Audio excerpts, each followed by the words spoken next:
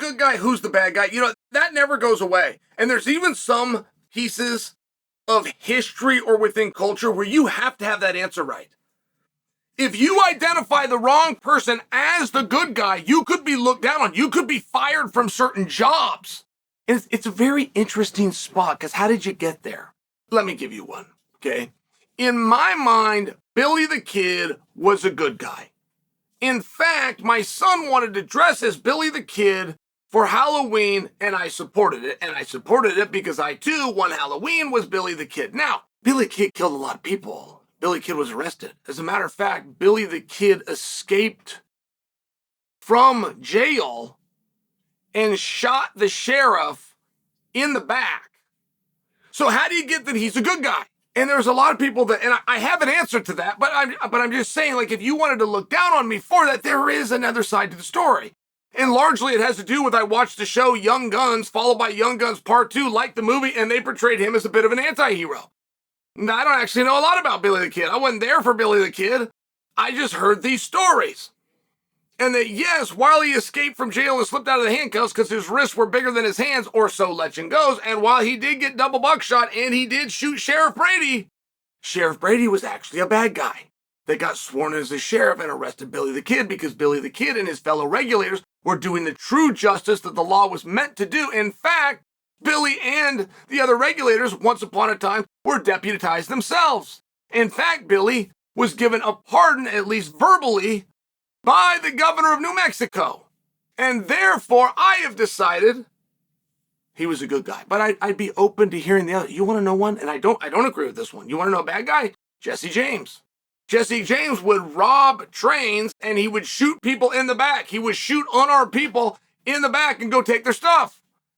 But a lot of people have glamorized that. And for a lot of people, Jesse was the good guy.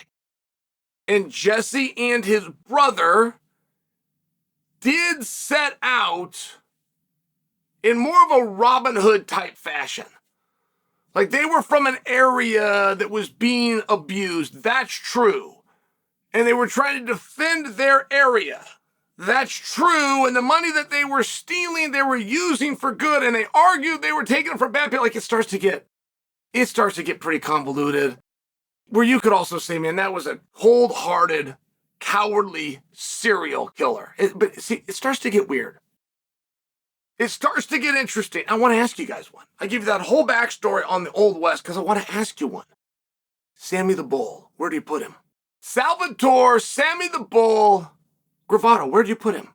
Is he a good guy or a bad guy? Now, he killed people. I believe his official count, of which he had to testify to under oath, was 22 people, several of which were his friends.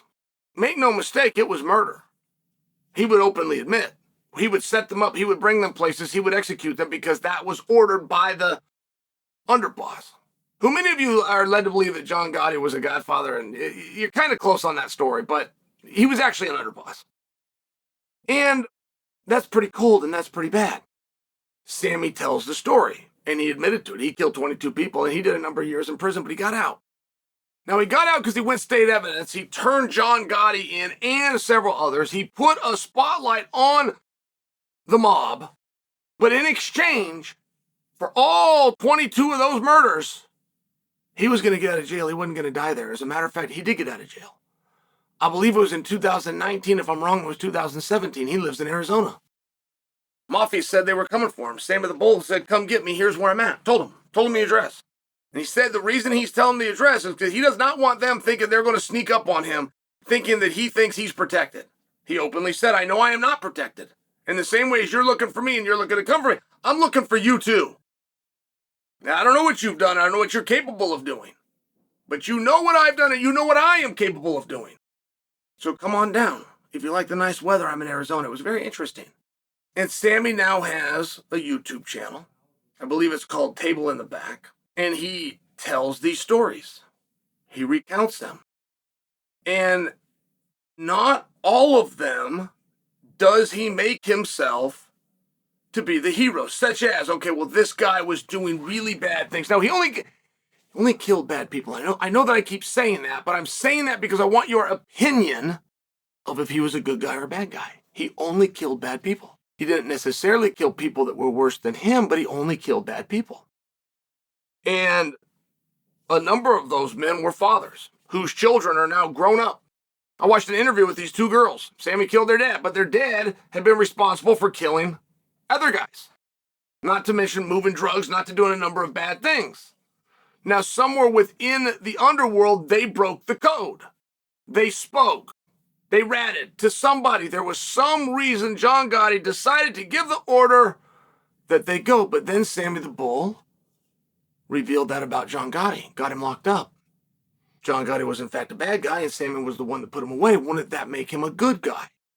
And the one problem that you have is whenever you have an anti-hero, that anti-hero must have a code, and they must fiercely adhere to that code, whether that code, normal code, whether it even goes within line of policies, structures, and or laws. Whatever the code is, they must adhere to their own code, and he broke it.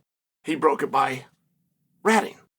But he ratted because he felt Gotti had broken the code first, and John had even ordered a hit on Sammy the Bull. So I'm just asking you the question.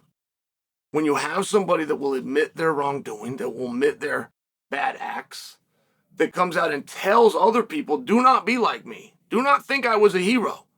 Do not try to copy me. You don't want to do what I've done. You don't want to give parts of your life to the correction facilities. You don't want to have set up your own friends. You don't want to have pulled the trigger. But the other side of it was because they all, as a pack, had agreed to a certain code. And they all knew if they broke the code and it was found out by the underboss, in this case John Gotti, that an order would be given by somebody likely Sammy the Bull, and they were only going to handle it one way. So with all of that in mind, I'm not trying to influence you. I'm sincerely trying to ask you. So I will find myself watching Sammy, and I'll find myself listening to him, and I'll find myself believing him. And like all stories, there's two different sides, right? But I find myself listening to him. I sense a real honesty from him. I sense a real sincerity from him. Does that make me a sucker? Is Salvatore Sammy the Bull Gravano a good guy or a bad guy?